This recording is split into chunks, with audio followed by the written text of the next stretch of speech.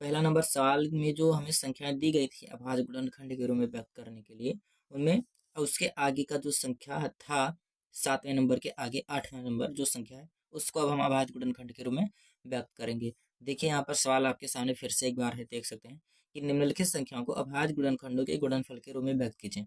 हमें क्या करना था, इन सभी संख्याओं को अभाज्य गुणनखंड के रूप में व्यक्त करना था। तो हमने पहला, दूसरा, तीसरा, चौथा, पांचवा, छठवां और सातवां जो क्वेश्चन है इसको अभाज्य गुणनखंड के रूप में व्यक्त कर लिया है। अब चलिए 8वां नंबर का क्वेश्चन हल करते हैं। और जो स्टूडेंट, जो हमारे जो फ्रेंड्स हैं नए जो हैं देख रहे हैं इस वीडियो को, अब वो नहीं समझ पाएंगे कि जो पहला, दूसरा, तीसरा, चौथा यानी जो ये 7 नंबर तक सवाल है, ये यहाँ पर ये छोड़ दिए, यहाँ पर इसको कैसे सॉल्व कर रहे हैं। तो कोई घबराने की बात नहीं है। क्यों? क्योंकि जो प्रश्नों 1.1 है उसका एक प्ले लिस्ट बना है, ठीक। और जो प्लेलिस्ट है वो केवल उसमें आपको प्रश्नावली 1.1 का ही वीडियो मिलेगा, ठीक। उसमें एक क्वेश्चन का एक वीडियो आपको मिल जाएगा। तो उसी प्लेलिस्ट में इन सभी संख्याओं का अभाज्य गुणनखंड कैसे किया जाता है उसमें आपको वीडियो मिलेगा। यानी 7 नंबर तक हम इसका वीडियो बनाकर अपलोड कर चुके हैं और उस प्लेलिस्ट में इन सभी का वीडियो आपको मिल जाएगा। अब हमें 8वां नंबर क्या करना है, सॉल्व करना है। तो 8वां नंबर हमारा क्वेश्चन क्या है, 7429, इसको हमें अभाज्य गुणनखंड के रूप में व्यक्त करना है। तो संख्या आप एक बार फिर से ध्यान से देखिए, 7429, इसको हमें अभाज्य गुणनखंड के रूप में व्यक्त करना है। तो चलिए अब हम इसको हटाते हैं और अपने क्वेश्चन को सॉल्व करते हैं। संख्या क्या है, 7429। चलिए आगे देखते हैं। संख्या आपने देखा है 8वां नंबर जो हमारा क्वेश्चन था, कौन सा नंबर, 8वां नंबर, ठीक। तो 8वें नंबर को अब हम क्या करेंगे, अभाज्य गुणनखंड के रूप में बदलेंगे। तो संख्या क्या थी, 7429, इसको हमें क्या करना था, अभाज्य गुणनखंड के रूप में व्यक्त करना है। तो चलिए अब हम इसको अभाज्य गुणनखंड के रूप में व्यक्त करेंगे। तो अभाज्य गुणनखंड के रूप में व्यक्त करने से पहले आपको सबसे पहले इस संख्या को क्या करना पड़ेगा, इसका एलसीएम निकालना पड़ेगा। किसी भी संख्या को यदि आपको अभाज्य गुणनखंड के रूप में व्यक्त करना है तो सबसे पहले आप उसका क्या करें, एलसीएम ले लें। अब एलसीएम क्यों लेंगे, एलसीएम हम इसलिए लेंगे क्योंकि एलसीएम लेने से जो हमें अभाज्य गुणनखंड लिखना है और सरल हो जाएगा, ठीक।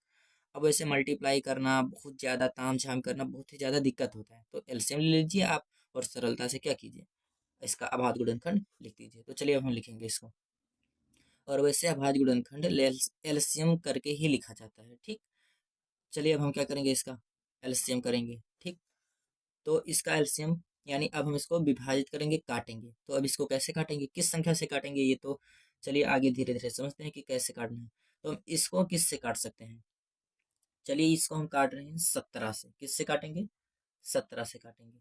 तो जब हम इसको 17 से काटेंगे तो इसको 17 से काटने का मतलब ये हो जाता है कि जो ये संख्या है 7429, इसको आपको क्या करना है, 17 लोगों में बराबर बराबर बांटना है। तो आप 7429 को 17 लोगों में बराबर बराबर कितना बांटेंगे, तो इसको आप कैसे सॉल्व करेंगे, आप इसको 17 से विभाजित कर दिए, भाग कर दीजिए, फिर आपको पता चल जाएगा कि हम इसको 17 जगह बांटे तो कितना कितना होगा, ठीक। तो इसको जब हम भाग करेंगे तो हमें मिलेगा 437 मिल जाएगा। कितना मिल जाएगा, 437 मिलेगा। अब कैसे मिला, तो मैंने बता दिया कि आप इसको 17 से भाग कर दीजिए, फिर आपको ये संख्या मिल जाएगी भागफल में, ठीक। तो अब चलिए अब हम 437 को विभाजित करेंगे।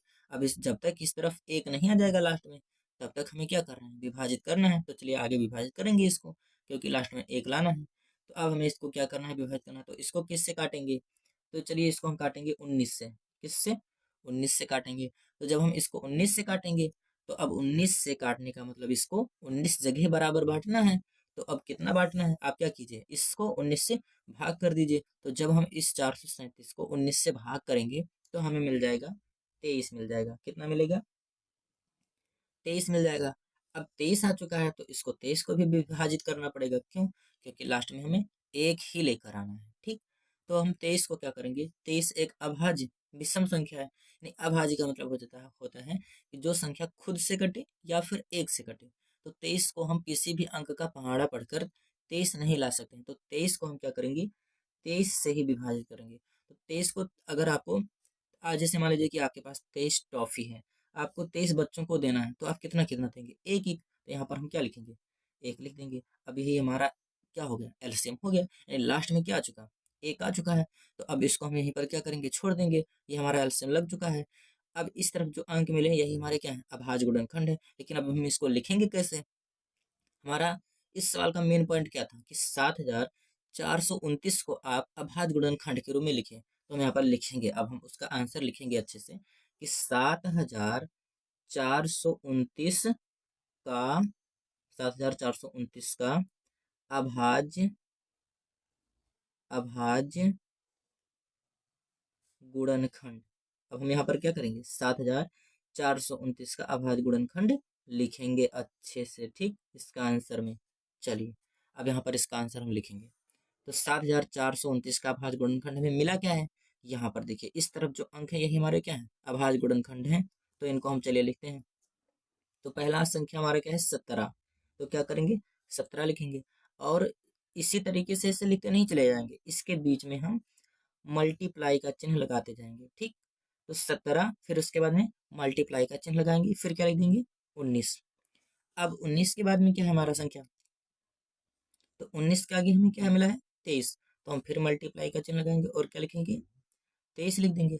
अब यही यानी यहाँ पर जो हमें गुणनखंड मिले, इनको हमने क्या किया, यहाँ पर लिख दिया। देखिए क्या लिखा कि 17 गुणे 19 गुणे 23, यही हमारा क्या हो जाएगा, लास्ट अंतिम आंसर हो जाएगा।